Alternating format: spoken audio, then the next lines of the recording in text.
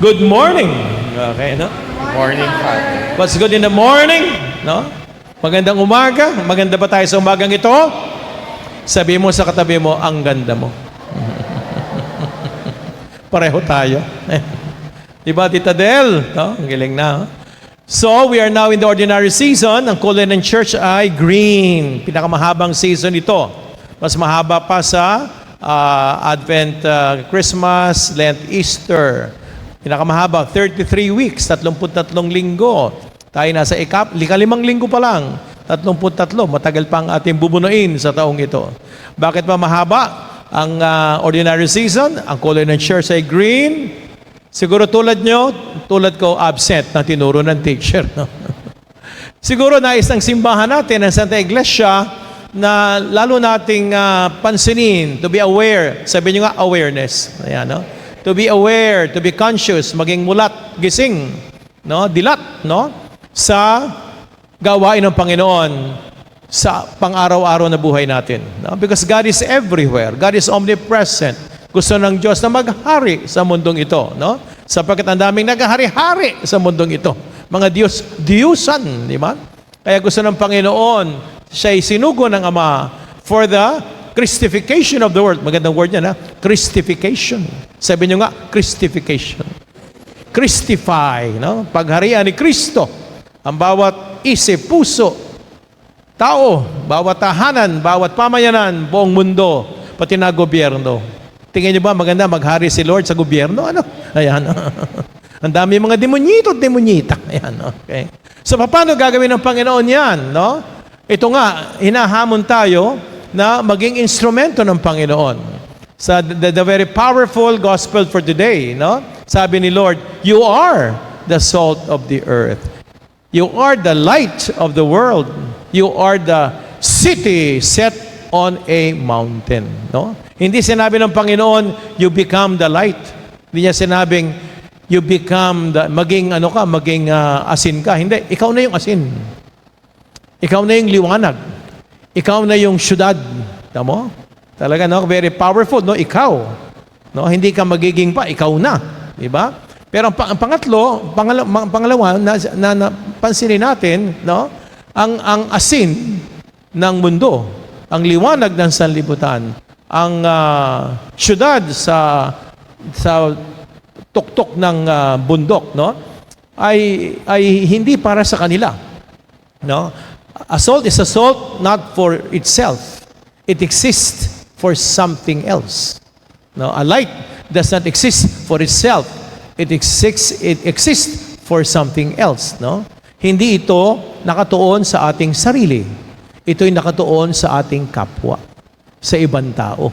Kaya nga, salt of the earth, the light of the world, para sa mundo, para sa sanlibutan, no? Para sa pamayanan, no? Kaya hindi ito pang-sarili. Hindi siya pang-sarili. It is other-oriented. Kaya bilang Christian, we are always looking outward, not inward, no? Outward, no? Sapagkat bilang Kristiyano, tayo ang mga patotoo. Tayo nagpapatotoo. We are the witnesses of Christ to the world. No? Tayo yung God is with us by virtue of baptism. Tayo daw yung second incarnation. First incarnation, si Jesus Christ became flesh and dwelt among us. Ang second incarnation na tayo bininyagan, God is with us. Tayo ang presensya ng Diyos sa mundo. Amen? No? Kaya kung gusto ng Panginoon baguhin ang mundo, ang gagawin niyang instrumento, yung kanyang mga alagad. Tayo ang dapat maging asin, ilaw, syudad, no, sa pagbabago ng sanlibutan. Amen? Kaya ba natin yan? Sabing mga sa katabi mo, kaya ba natin yan? No, di ba? No? Paano tayo magiging? Ano yung asin? Asin! O, tayo, yung mga nagluluto dyan, di ba? Ang asin ang nagbibigay ng lasa. Ang asin ang nagpapatagal ng pagkain. Di ba? Nagbibigay ng flavor para gumanda ang lasa, sumarap. Ilalagay ng asin. Pangalawa, siya ay nagpapanatili to preserve para hindi masira. Diba? Madam, no? Palagi tayong naglalagay ng asin, no? Ano pa? Napansin natin yung asin, na lumulubog yung asin, nawawala yung asin, pinasasarap niya ang pagkain. No? Yun ang simbolo ng asin. Kaya sa buhay natin bilang Kristiyano, tayo daw dapat ang pinakikita natin ang kagandahan ng mundo. No? We reveal the goodness of the world. Pinakikita natin ang kabutihan ng bawat isa. Hindi yung kapangitan, kabutihan ng bawat isa. Sa pamamagitan natin, ating hinahamon ang tao na maging mabuti, na maging tuwid, na maging kalugod-lugod sa Diyos. No?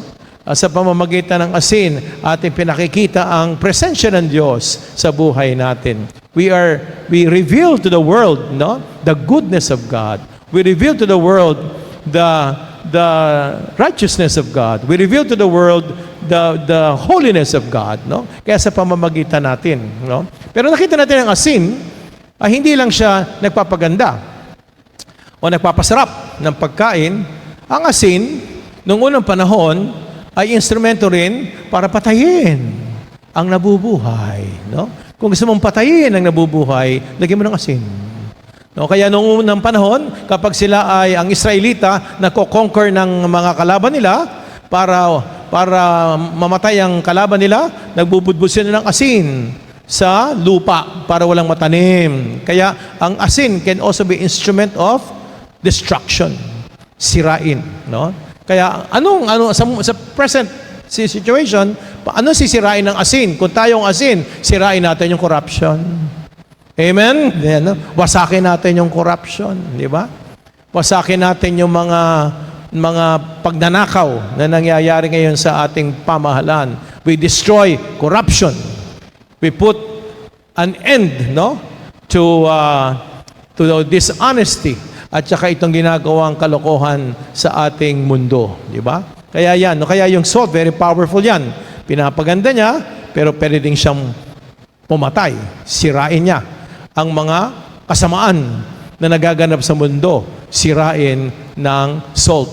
At sino yon? Tayo ngayon. We are the salt. Kaya dapat tayo ay may krusada. We are called to action by the Lord. Ganon din yung light. Mahangad simbolo yung liwanag. Alam po natin, ang liwanag ay walang halaga sa kanyang sarili. Walang halaga ang liwanag eh. Ang mahalaga kung ano yung nililiwanag niya. Ano yung nililiwanag niya. Light in itself has no meaning. You cannot see light. You will see what the light reveals. Ano ang pinapakita ng liwanag? Ano ang pinapakita ng liwanag? Pinapakita niya ng liwanag ang kagandahan. Pag madilim, di mo makita maganda. Pero pag may liwanag, nakikita mo, ang ganda naman pala ng painting. Ang ganda naman pala ng ginawa nyo. Ang ganda naman pala ng tinapos nyo. Kaya mahalaga yung may liwanag. Kasi pag dilim, di mo nakikita ang maganda. Hindi mo nakikita realidad. Hindi mo nakikita ang totoo kapag madilim. Kaya pag may liwanag, nakikita mo ang realidad. Kung ano totoo, kung ano ang tunay. Pero meron ding pinakikita ang liwanag, pinakikita rin niya kung ano yung peke. Di ba? Pag may liwanag, nakikita mo yung pangit, madumi, peke, fake, no? Masama. Nakikita ng liwanag, no? Di ba? Yan yung liwanag, no? Talagang kinakalaban niya ang kadiliman ng kasalanan, kasamaan, kasinungalingan, pagpapanggap, pag-uunwari. No? The truth will set you free. Sabi nga sa John chapter 8. Kaya mahalaga ang liwanag, no? At tayo yun. Tayo daw ang liwanag, no? Ating pinakikita ang kagandahan ng Diyos, kabutihan ng Diyos, no?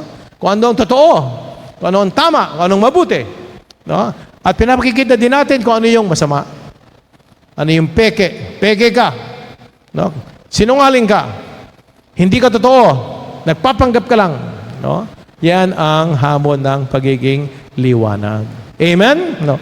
Ano naman yung city? City daw tayo. Edmond. Ikaw daw ay syudad sa bundok. Ayan. Ano yung city? Kala mo yung city on a hill. Noong unang panahon, wala pa naman cellphone. Noong unang panahon, wala pang Waze. Noong unang panahon, wala pang mga compass. No? Paano nila malalaman yung lugar sa pupuntahan nila? Naghahanap ng landmark. O, di ba? Pag pupunta kayo na ibang lugar, paano mo malalaman yung lugar niya? Ano landmark? Malapit sa inyo. Pero mang building, malapit sa inyo. No? Ano ang GPS? Ayan, no? Ayan, no? Paano ko makarating dyan? Kaya yun yung mahalaga yung city on the mountain. Pag nakita mo na yung city, pagbaba nun, andun na yung bahay namin. Ayan. No? Kaya ano yung city? Anong ibig sabihin ng city? Nagbibigay ka ng direksyon. Nagbibigay ka ng direksyon. Yan, sa mga naliligaw, nanlandas. Sa mga nawawala, mga nagwawala, nagiging malala. Ayan, no? Nagbibigay ka ng direksyon. Ayan. Gets nyo, gets? Yun ang city. Sa tunay na buhay, ganun. Kahapon lang nagpunta ako sa isang lugar, hindi ko alam ano ba landmark dito? Ayan, no? Cebuana po. Pag nakita yung Cebuana, sa tapat kami ng Cebuana. Okay, Cebuana. Hanapin yung Cebuana. Ayan, no? Ganun ang city. Nagbibigay siya ng direksyon. Gets nyo, gets? Yan. Kaya yung city on top of the hill, makita ng lahat ng tao, makikita mo direksyon mo. Di ka naliligaw, di ka mawawala, di ka magiging malala. O, yun din tayo. Yun ang simbahan. Tayo yon. Ang simbahan. Sino ba simbahan? Tayo. We are the church. Sabihin mo, we are the church. Yan. Tayo daw ang magbibigay ng direksyon sa ating bansa. Magbibigay ng direksyon sa mga nawawala, nagiging malala, naliligaw, nanlandas, no? Tulad ng ating gobyerno, ng ating bansa, na hanggang ngayon, di natin alam kung saan papunta. Mukhang pasama ng pasama. Mayayaman, payaman ng payaman. Mahihirap, pahirap ng pahirap. Yung recent study ng SWS, 52% ng mga Pilipino nagsasabi, kami mahirap. Ano nangyari sa Pilipinas? Patras. No, sweldo natin, hindi lumalaki. Ang pandak lang tumatangkad. Ang sweldo natin, hindi tumataas. Kahit anong sipag mo, ang sweldo mo, ang baba-baba. No? Pero mayaman payaman ng payaman. Kita nyo? Nangyari sa ating politika, gobyerno natin. No? Nabudol tayo. Yung binot, sabi mo sa katabi mo, yung binoto mo, wag nanakaw. Yung iba, di mo maboto. No? O ikaw din, di ka mo maboto. Kaya nananalo yung mga palpak. Kaya, no? No? Nagano nga ako kahapon Minsan, pag nagsumasakay ako ng taxi o grab, pagkakataon niya para mag-interview ko, ni-interview ko nga yung taxi driver. Ang sabi niya sa akin, Father, magnanakaw naman lahat yan. Iboto na lang natin yung magnanakaw na gumagawa. Kaya sumurrender na siya. Lahat daw yung magnanakaw. No? Maghanap na lang tayo yung magnanakaw na gumagawa kaysa doon sa tamad. No? Yan, no? Di ba? No? Di ba? Payaman ng payaman. Ang gobyerno, corrupt. No? Tapos ang ating kultura, marami nawawala na ang Diyos. No? Secularismo, binubura na ang Diyos. Materialismo, pinagpapalit na ang Diyos sa pera. Relativismo, kanya-kanya na lang tayo ng Diyos. No? Ang gulo ng mundo. Magulo. Kaya ano ang pag-asa ng mundo? Ito mabigat. Ang pag-asa ng mundo, ang pag-asa ng ating bansa, tayong mga Kristiyano. Tayong simbahan. Amen? Di ba? Yun ang ating mission. Call to action. Meron tayong call to action. Kung gusto natin baguhin ng lipunan, baguhin ng politika, baguhin ng ekonomiya, baguhin ng ugali, ito yung mag-uumpisa sa mga alagad ni Kristo. Sapagkat tayo ang sin, tayo ang liwanag, tayo ang syudad. Amen? Amen. Yan ang hamon sa atin. Naway maging matatag tayo, mapasa atin ang, sabi nga sa second reading, kapangyarihan ng Diyos. May the power of God be upon us. Amen.